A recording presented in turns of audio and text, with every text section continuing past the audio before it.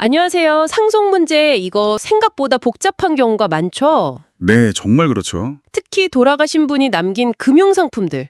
뭐 예금이야 비교적 명확한데 펀드나 주식 같은 거 좀 다르잖아요. 맞습니다. 오늘 저희가 좀 깊게 파볼 자료가 바로 이 MMF, 단기 금융 집합 투자 기구 상속에 대한 최근 대법원 판결인데요. 아, 그 판결이요? 네. 이게 왜 중요하냐면 MMF가 사실 투자 상품이면서도 거의 현금처럼 쓰이는 경우가 많잖아요. 네, 그렇죠. 수시 입출금이 되니까요. 그래서 상속할 때 이걸 어떻게 나눠야 할지 좀 논란이 있었거든요.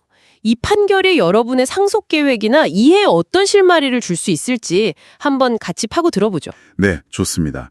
일단 상속 재산을 이해할 때 가장 기본이 되는 게 이게 나눌 수 있는 자산이냐 하는 점이에요. 나눌 수 있느냐 없느냐. 네.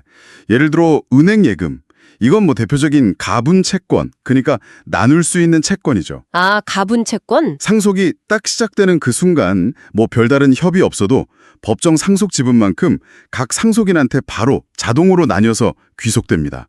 아주 깔끔해요. 그렇죠. 뭐 현금처럼 딱딱 떨어지니까요. 분배하기 쉽고. 네, 근데 모든 금융 자산이 그렇진 않다는 게 문제잖아요. 예를 들어 주식 같은 거 생각해보면 그건 그냥 돈이 아니라 회사 지분이니까 정확합니다. 그게 포인트죠. 여러 상속인이 같이 물려받으면 좀 복잡해질 것 같은데요. 네, 주식은 그 성격 자체가 분할이 좀 어려워요. 그래서 공동상속인이 되면 그 주식을 함께 소유하는 상태, 법적으로는 준공유 상태가 되는 겁니다. 준공유요? 네, 그러니까 한 명이 자기 맘대로 내 목만 팔래, 이게 안 된다는 거죠.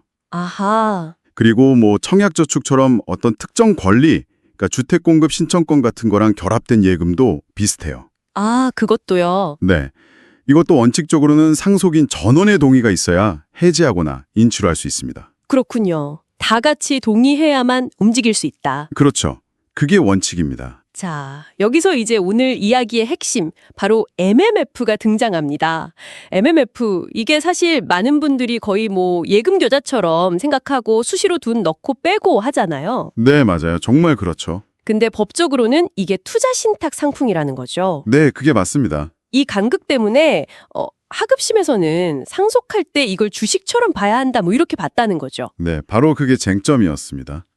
MMF는 법적으로 보면 투자 신탁의 수익증권이고 좌라는 단위로 거래되거든요. 좌단위. 네, 투자자는 언제든 환매를 청구해서 돈으로 바꿀 수 있고요. 특히 MMF는 아시겠지만 단기 금융상품에만 투자하고 손실 위험 최소화하고 또 신속하게 현금화할 수 있도록 아주 엄격하게 관리가 돼요. 네네. 안정성이 높다고 하죠. 그렇다 보니 사용자 입장에서는 예금이랑 뭐 큰 차이를 못 느낄 수도 있는 거죠. 하긴 그렇겠네요. 그래서 하급심에서는 이런 MMF에도 뭐 형식적으로는 의결권 같은 단체법적 권리가 있다. 뭐 이런 점들을 들어서 주식처럼 공동상속인들이 준공유하는 거다. 이렇게 판단을 했었어요. 아, 형식적인 권리에 주목했군요. 그런데 대법원의 생각은 달랐다. 왜 달랐던 걸까요? 대법원은 그 법적인 형식보다는 MMF의 실질적인 특징, 그리고 투자자들이 이걸 실제로 어떻게 이용하는지에 더 주목을 했습니다. 실질적인 측면이요? 네.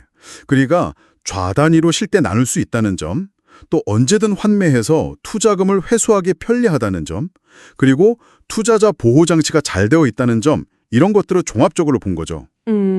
그래서 결론적으로 MMF 수익권은 이런 실질을 고려할 때 뭐 특별한 사정이 없는 한 상속이 시작됨과 동시에 각 상속인의 법정 상속 지분에 해당하는 좌수만큼 딱 분할돼서 귀속된다. 이렇게 판단했습니다. 바로 분할된다. 네. 형식적인 단체법적 권리가 있긴 하지만 그게 이 분할 상속을 막을 만큼 뭐랄까 결정적으로 중요하진 않다고 본 겁니다. 아하. 그러니까 대법원은 MMF의 그 법적인 껍데기보다는 사람들이 실제로 이걸 어떻게 쓰고 있나 그 실질적인 기능에 더 무게를 둔 거네요. 그렇죠. 바로 그겁니다. 그럼 이게 여러분 그 상속인 입장에서는 어떤 의미가 있는 건가요? 네, 이게 아주 중요한 포인트인데요. 이 판결에 따르면 MMF를 상속받게 될 경우에 여러분은 자신의 법정 상속 지분에 해당하는 만큼은 다른 상속인들 동의 없어도 바로 금융기관에 가서 내 목 환매해 주세요 라고 청구할 수 있다는 뜻입니다. 와, 그건 정말 큰 차이네요. 다른 사람 동의 없이도 된다는 거니까. 네, 각자 자기 몫을 주장할 수 있게 된 거죠. 훨씬 간편해진 겁니다.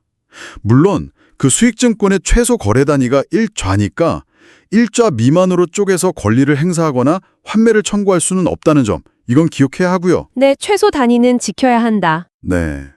실제 이 사건에서도 대법원은 원고가 자신의 상속분만큼 환매를 청구할 권리가 있다, 이렇게 보고 이걸 인정하지 않았던 원심을 파기하고 돌려보냈습니다. 명확해졌네요, 정말. 오늘 살펴본 이 판결 덕분에 MMF 상속에 대한 혼란이 좀 정리된 셈입니다. 네. 기준이 선 거죠. MMF는 투자 상품이지만 상속 시에는 그 실질적인 특성을 반영해서 예금처럼 각자의 법정 지분대로 바로 분할된다는 것. 이게 오늘 이야기의 핵심 요약이 되겠군요. 맞습니다. 그리고 여기서 한 걸음 더 나아가서 생각해 볼 지점도 있어요. 오, 어떤 걸까요?